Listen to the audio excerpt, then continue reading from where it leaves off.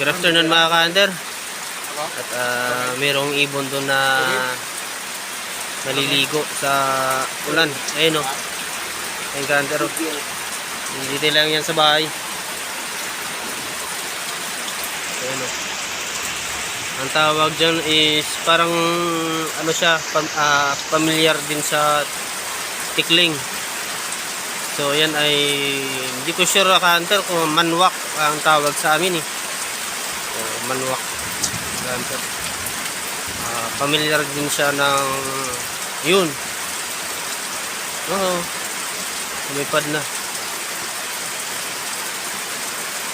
So babalik din yan. Lumipad ka-hunter.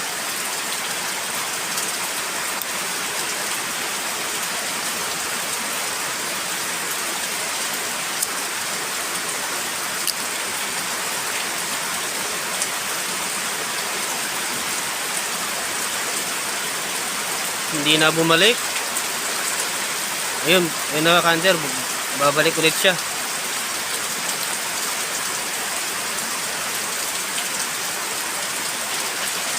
Ayun o, ayun o, ayun na. Ayan.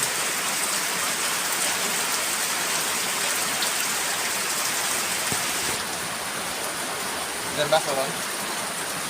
Baso ko na eh. Saka meron tayong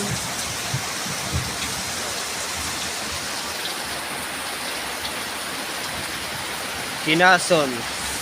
So ang tawag namin dito is kinason shell. Ang ganda, ang laman dagat ng mga shell. Ayun o, sarap ng ligo ng manwak ka-hunter, yung ibon.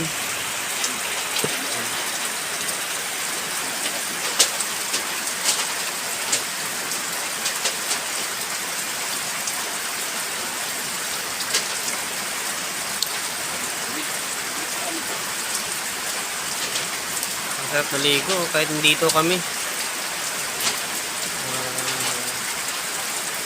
Sanay sa tao. So sa ano, sabik rin sa tubig mga ka-hunter dahil ilang months din na puro init. Siguro sabik na rin sa tubig, sa ulan. Yan, naliligo siya mga ka-hunter.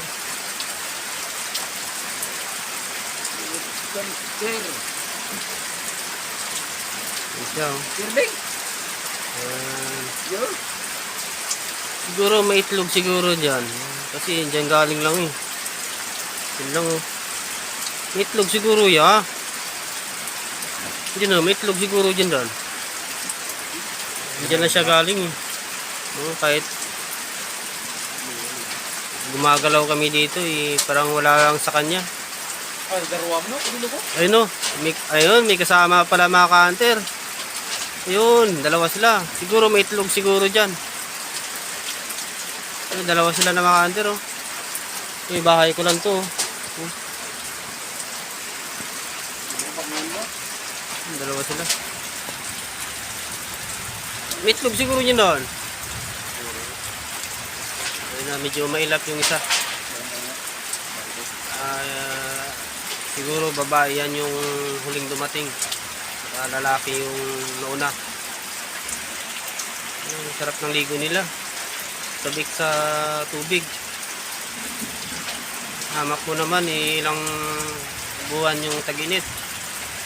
Yung sabik na rin. Wala na, andun na sino. Hindi ko nagano sino ba eh.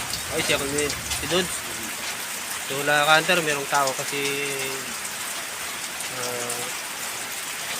dumating. Ayan. Ayan lang mga ka-hunter.